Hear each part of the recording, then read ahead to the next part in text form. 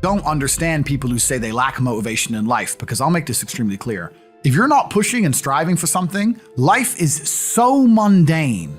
I've always had this problem with literal crippling perpetual boredom. I was bored. I had no money. I'm carrying boxes of ice. I'm a smart guy. I'm not playing chess anymore, right? I'm 34 now, so this is quite a few years ago. It's before the internet, before Facebook was all big and nothing. What do you do with your life? What's there to do?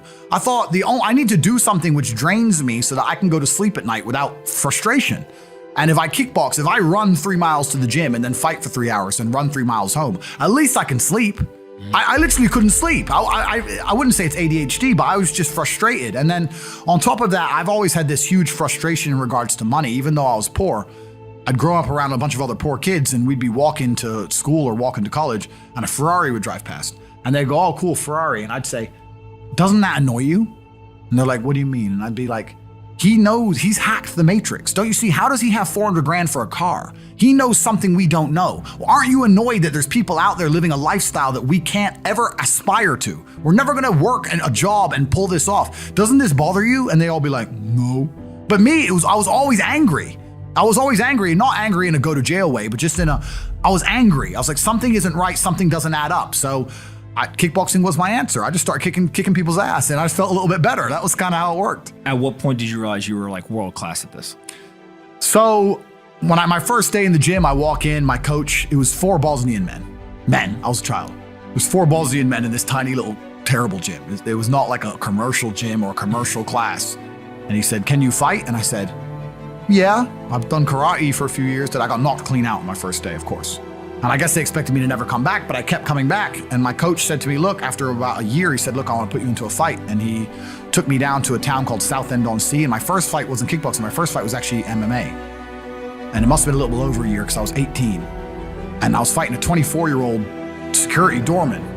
And being a stupid American, I thought pounds and kilos were the same because I weighed in at like 82 pounds. He weighed in at like 90. No, I weighed in at 82 kilo. He weighed in at 90 kilo, which is an 8 kilo difference, which is almost like 20 pounds. And I was like to my coach, is that a big difference? He's like, no, don't worry about it. I was like, okay. But thinking back, a 20-pound difference, a big difference in fighting, right? And I got in there and I won.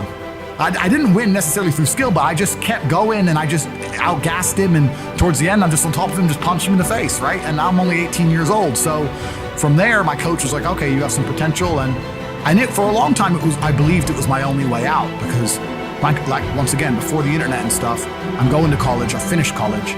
I don't believe in university because I'm too smart to get in debt for formal education. I'm too smart for that job. So I finished college. I'm working these sales jobs. I was always a good salesman. So I'm working sales jobs. I'm bringing in, $3,000, $4,000 a month, whatever. But I thought my only way to get rich is fighting. I couldn't think of another way to get rich. And I didn't fight only to get rich, but I saw light at the end of the tunnel. So that's all I wanted to do was just fight. And so at what point do you go fight for the first world championship? So I fight for my first ever world championship on 2 days' notice. So I'm in Slovakia. There was a town. I'm going to tell everyone now on this podcast. I'm going to give the secret away. If you're bored right now, if you're watching this on the internet, load up Google Maps, right? And there's a town called Košice, K-O-S-I-C-E. And it's on the opposite end of Slovakia to Bratislava. So Bratislava is the capital, and then you have Košice on the other side. It's 4.5 hours drive from Bratislava. It's about 4 hours drive from Warsaw and about 4 hours drive from Budapest. It's in the middle of nowhere. But all the villages and all the towns, everyone around this little town, every hot girl within about 400 square kilometers lived in this town. Because there was nowhere else to go, right? And they were all there. And when I was going there, this is pre-EU, they didn't have the euro. And me and Tristan used to go there on holiday because we would clean up. And when I say clean up, Tristan's your brother. My brother. And when I say clean up, I don't mean clean up like you clean up on holiday with some in Mexico. I mean clean up with 10s, like supermodels. It was unbelievable. And a beer is like 30 cents. And we're the only men there who speaks English. So I was in Košice, and then I got a phone call from Amir saying you have a world title fight in 2 days. I was literally drunk at the time. And Who's Amir? Amir's my coach, sorry. Okay. He was a Bosnian Muslim. He fought in the Yugoslav conflict. Got shot 6 times, didn't die. That's Amir, right? So he's still like a father to me today. And I must have been crazy. I was like, okay. I can't explain, and I want to say this in a way where it's truly understood. When I say I didn't give a shit if I lived or died, I don't mean that in a sad, suicidal way. I mean that in an empowered, charging at the gunfire.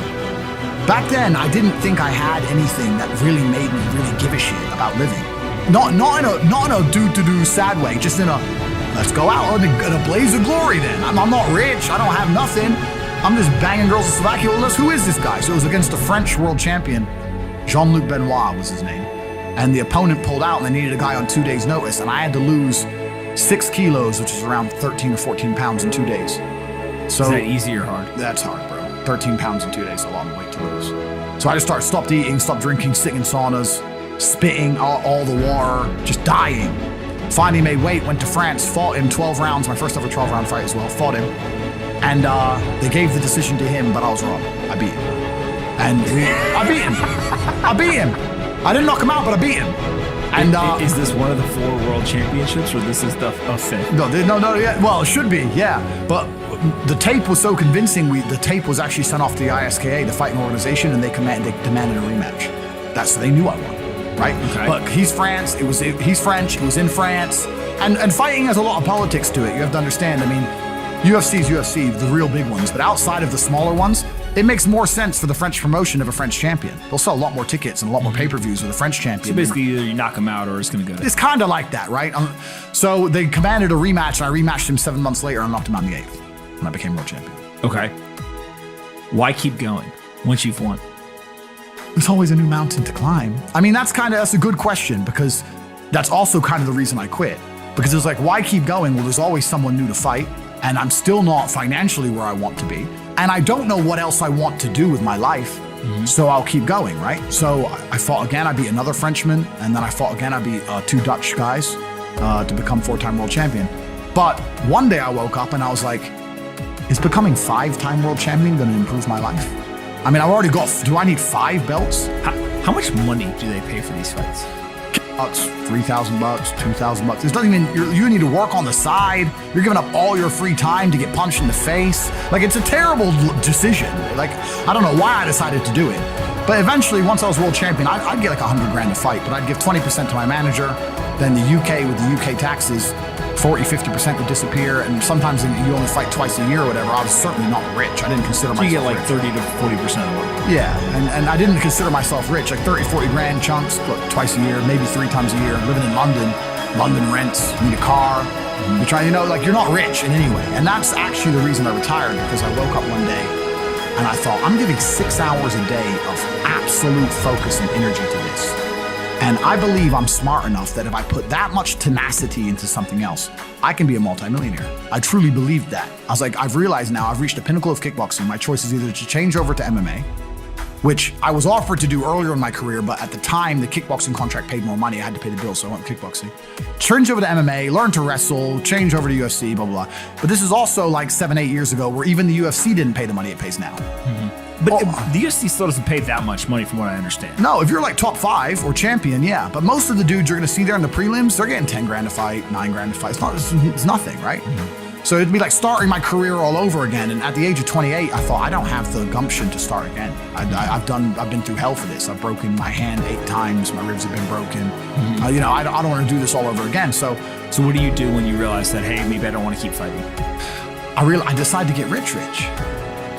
What does that mean to you? When you're sitting there, you're getting $30,000, $40,000 kind of net on a per fight basis.